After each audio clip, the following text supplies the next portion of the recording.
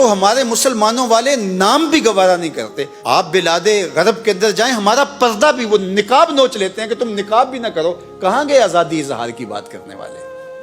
وہ تو ہمارے وجود کو برداشت نہیں کرتے، ایک ایک کر کے ہمیں مارتے رہیں گے.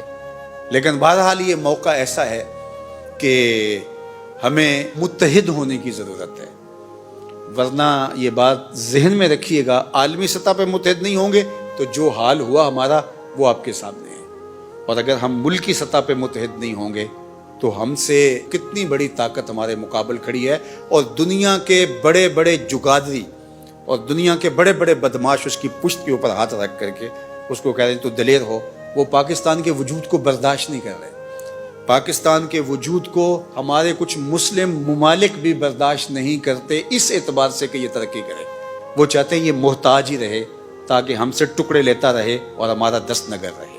کیونکہ اس کا قوی ہونا، طاقتور ہو جانا ان کو بھی وارے نہیں ہے. دشمن کی تو بات دشمن کی رہی، اور عالمی طاقتوں کی بات نہیں کرتا. وہ تو اس کو ہمیشہ مقروض رکھ کے ذلیل و رسوا کر کے ان سے ہمیشہ اپنے مطالبات منوانے کے چکر میں رہتا ہے.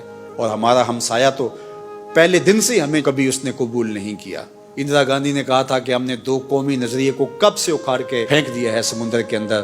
جب مشرقی پاکستان الگ ہوا تو اس نے کہا ہم نے جنازہ نکال دیا ان کے دو قومی نظریے کا.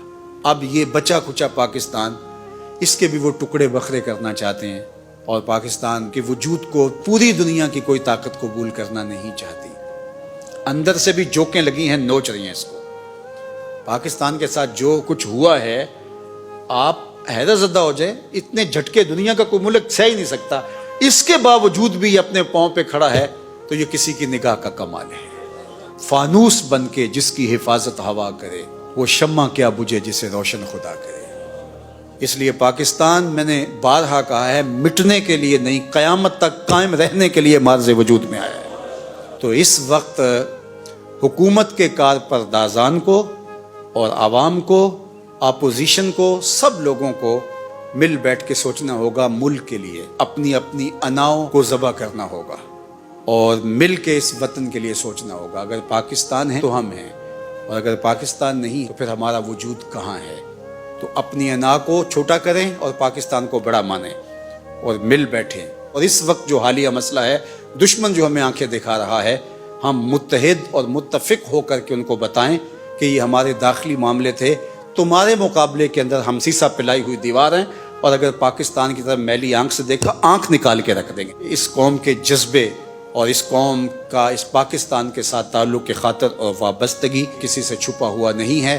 انشاءاللہ اللہ اس وطن کی حفاظت فرمائے گا.